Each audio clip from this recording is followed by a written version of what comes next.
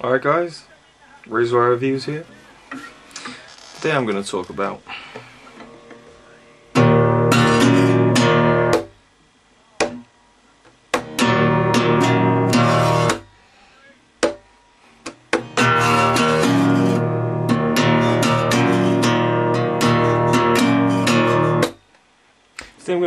Daniel Bryan. This is a really, not a sore subject, but something I'm really passionate about. Recently, the documentary Wrestling Road Diaries came out, featuring Bryan Danielson and Colt Cabana on the road doing some indie dates over about 9 days, I think. And it features the last, dates that Bryan Danielson did before he left the WWE in 2009.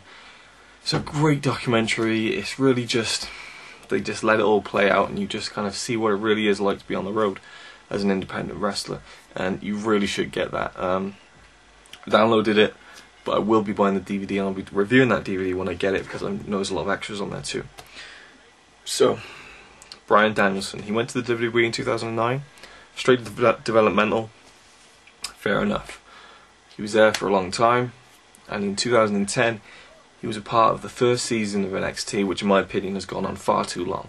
I don't know if people enjoy it, but I can't get into watching it now because Tough Enough's on, and it's like, I think one season of NXT was like just all people have lost in other seasons. I mean, it's like they're really wringing that dry, it's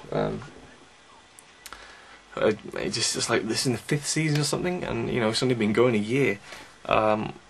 Anyway, he was on the first season of NXT. Had some good moments, and his first match against Jericho was awesome, but it kind of became more about him not being able to live up to what a superstar should be. And he kind of had a little mini feud with Michael Cole, and The Miz, who was his pro, which everyone kicked off about. I thought it was awesome because it got everyone talking about it.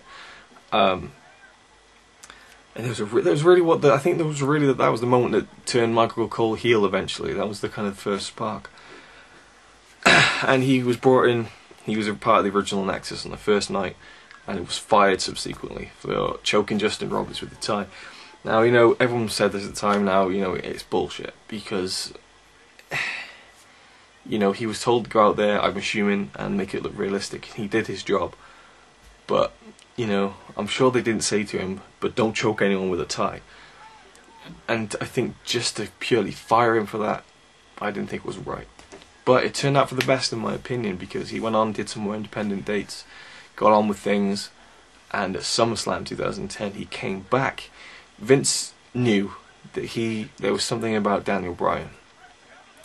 So I remember the week after the Nexus angle, Vince came out, he was trying to cut a promo, and his voice was getting drowned out by Daniel Bryan.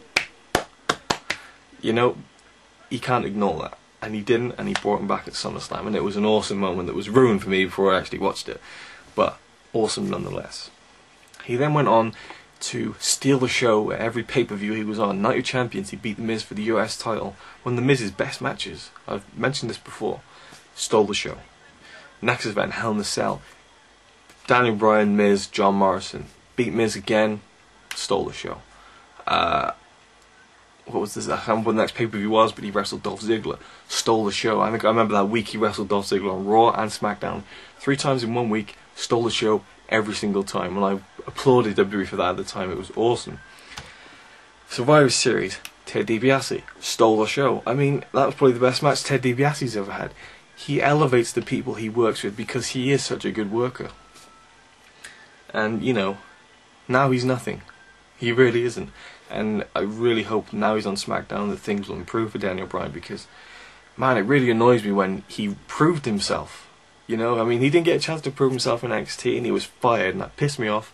He came back, they gave him that chance, and he lived up to it. He stole the show. I know it's all about entertainment and characters, but to have that slot on the show, the Daniel Bryan slot, where wrestling is being brought back, that was invaluable to my opinion. Their WWE audience, there's kids and people who love the entertainment and so on, and I'm sure they think that their audience is largely entertainment based, not least by the fact that they've eliminated wrestling from their equation now. But there is such a large portion of the audience that is or are wrestling fans, who love wrestling, and that is what Daniel Bryan's all about. No wrestling fan can not enjoy him, in my opinion, because he just has great matches, and he makes everyone he wrestles look good. And that is a sign of a great worker and someone you need to be putting on TV more.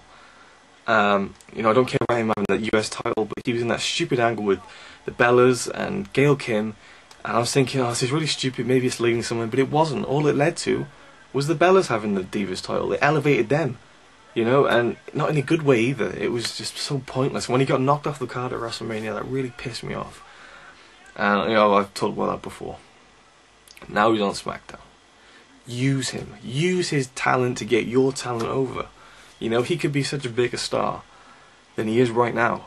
Without a character, he doesn't need a character, because that's what he's all about. His wrestling talks for itself. We've had people like that before.